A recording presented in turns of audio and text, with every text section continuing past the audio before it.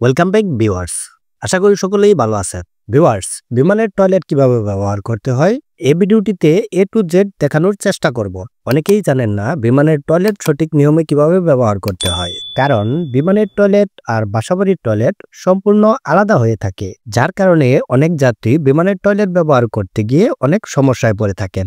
তাই আপনি যাতে বিমানের টয়লেট ব্যবহার করতে গিয়ে কোনো সমস্যায় না পড়েন, এজন্যই এই ভিডিওটি। তো চলুন দেখে নেওয়া যাক কিভাবে সঠিক নিয়মে বিমানের টয়লেটগুলি ব্যবহার করবেন। সবার প্রথমে দেখুন আপনার মাথার উপরের সংকেতগুলো সবুজ নাকি লাল। যদি লাল সংকেত দেখতে পান, তার মানে এখন সিট থেকে ওঠা যাবে না। আর আপনার মাথার উপরের সংকেতগুলো যদি দেখেন সবুজ, সংকেত সবুজ মানে এখন আপনি টয়লেটে যেতে পারেন। এবার আপনি টয়লেটের কাছে এলেন এবং টয়লেটের দরজাতে এই লাল চিহ্নটি দেখতে পেলেন, তাহলে আপনাকে বুঝতে হবে টয়লেটের ভেতরে কেউ আছেন। সেই যাত্রী বের হওয়া পর্যন্ত আপনি অপেক্ষা করবেন। আর যদি দেখেন টয়লেটের দরজাতে এরকম সবুজ, তাহলে আপনাকে বুঝতে হবে টয়লেটের ভিতরে কেউ নেই, আপনি টয়লেটে প্রবেশ করতে পারেন।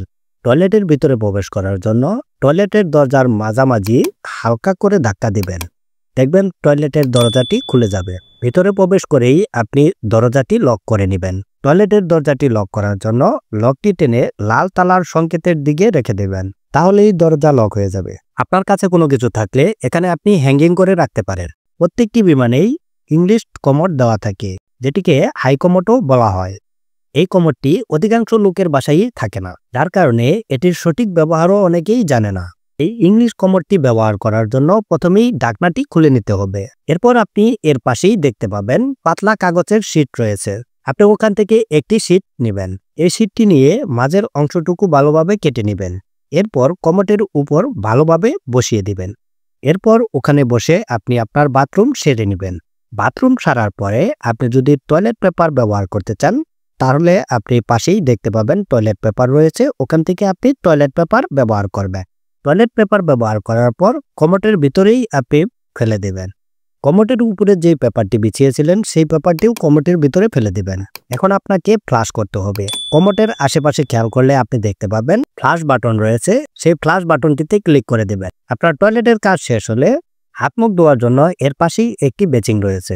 বেসিনের ট্যাবের উপর খেয়াল করলে দেখতে পাবেন দুটি বাটন রয়েছে, একটি রেড কালার বাটন, একটি ব্লু কালার বাটন। যদি ব্লু কালার বাটনটিতে ক্লিক করে আপনি নিচে হাত ধরেন, তাহলে ঠান্ডা পানি চলে আসবে। আপনি আপনার সুবিধা মতো পানি ব্যবহার করবেন। বেসিনের পাশে দেখতে পাবেন একটি হ্যান্ড ওয়াশ দেওয়া রয়েছে, আপনি হ্যান্ড ওয়াশ ব্যবহার করতে পারেন। আপনার হাত মুখ ধোয়া হয়ে গেলে উপরে খেয়াল করলে দেখতে পাবেন টিস্যু পেপার দেওয়া রয়েছে, আপনি টিস্যু পেপার ব্যবহার করতে পারেন। টিস্যু পেপারটি ব্যবহার করার পর বেসিনের পাশেই একটি বিন দেখতে পাচ্ছেন, এখানে নিচে পা দিয়ে চাপ দিলেই কিন্তু ডাস্টবিনের কাভারটি ওপেন হবে, ওখানে আপনি টিস্যু পেপারগুলি ফেলে দেবেন।